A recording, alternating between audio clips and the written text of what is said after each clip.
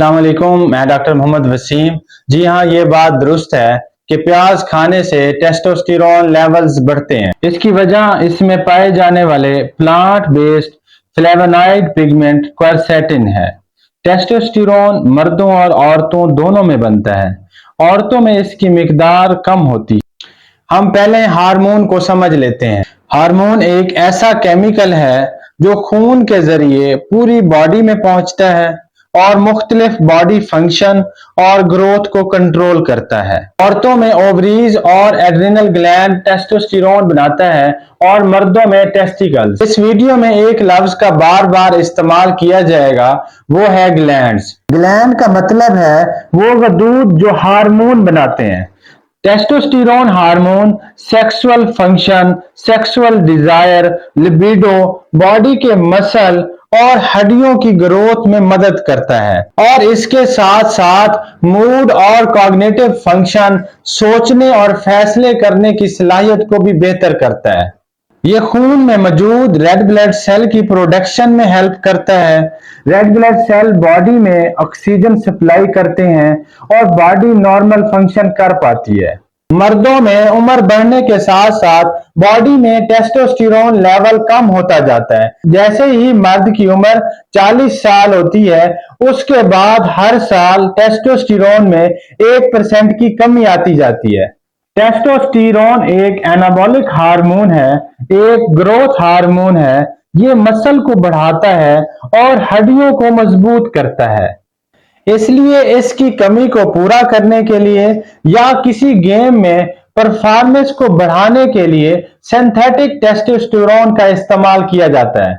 ये synthetic testosterone या तो फिर इंजेक्शन फॉर्म में इस्तेमाल किया जाता है या फिर ये पैलेट फॉर्म में इस्तेमाल किया जाता है। हार्मोन स्पेशली सिंथेटिक एनाबॉलिक या टेस्टोस्टेरोन बॉडी में डालने के जो सबसे बड़ा साइड इफेक्ट है वो ये है कि इस तरह के हार्मोन पैदा करने वाले ग्लैंड का अपना फंक्शन कम हो जाता है। बॉडी को जब बाहर से ये हार्मोन मिलने लगता है तो आहिस्ता आहिस्ता ये ग्लैंड्स इनएक्टिव हो जाता है और नेचुरल हार्मोन की प्रोडक्शन रुक जाती है। अब यहाँ पे एक सवाल पैदा होता है कि फिर इस हार्मोन को बॉडी में डालने की जरूरत ही क्यों पेश आई? क्यों ना इसको बनाने वाले ग्लैंड्स को ग्लैंडुलर थेरेपी के जरिए या न्यूट्रिशन के जरिए इसकी परफॉर्मेंस को बेहतर किया जाए ताकि ये हार्मोन बॉडी में खुद से बने और कोई साइड इफेक्ट ना हो। हार्मोन बनाने वाले एंडोक्राइन सिस्टम बॉडी से हार्मोन के जरिए राब्ता कायम करता है और इसी एंडोक्राइन सिस्टम के बेहतर होने, इन ग्लैंड्स के नॉर्मल फंक्शन करने से राब्ते का ये निजाम ठीक होगा और सही से राब्ता कायम हो पाएगा। क्योंकि जब भी कुदरत के साथ खेलने की कोशिश की जाती है, मदर नेचर को डिस्टर्ब किया जाता है, तो उसके नतीजे में कोई ना कोई मसला सामने आ जाता है, कोई ना कोई साइड इफेक्ट जरूर आता है। अब प्याज में और टेस्टोस्टेरोन में क्या कनेक्शन है? प्याज में प्लांट बेस्ड फ्लेवोनॉइड पिगमेंट क्वरसेटिन पाया जाता है जो पिट्यूटरी ग्लैंड के ल्यूटिनाइजिंग हार्मोन को ट्रिगर करता है।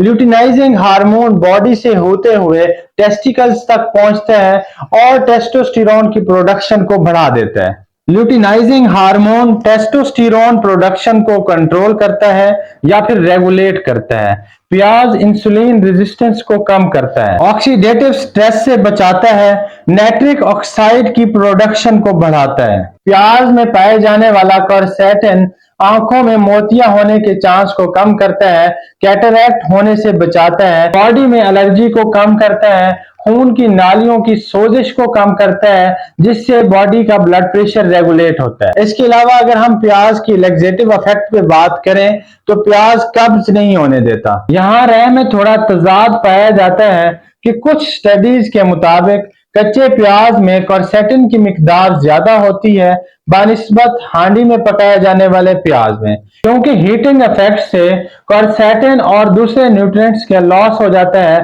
दूसरी स्टडी में यह कहा गया है कि इसमें कोई फर्क नहीं पड़ता कि अगर प्याज पका हुआ हो या फिर कच्चा हो, दोनों सूरतों में फायदेमंद है। इसके अलावा अगर आप जर्द और एसिड रिफ्लेक्स का शिकार हैं तो तो आप प्याज नहीं खा सकते। और इसके अलावा आईबीएस, इरिटेबल बाउल सिंड्रोम या फिर और कोई गैस्ट्रो इंटेस्टाइनल इश्यू है तो फिर आप ये प्याज इस्तेमाल नहीं कर सकते। और इसके अलावा अगर आपको प्याज से एलर्जी है, आपको दाने निकल आते हैं, खारिश होने लग जाती है या फिर सांस का मसला होने लग जाता है, क्योंकि ये सारे सिम्टम एनाफिलैक्टिक शॉक के हैं, तो फिर आपको प्याज नहीं इस्तेमाल करना चाहिए। हमारे चैनल पे आने का शुक्रिया। अपना ख्याल रखिएगा। अल्लाह हाफिज।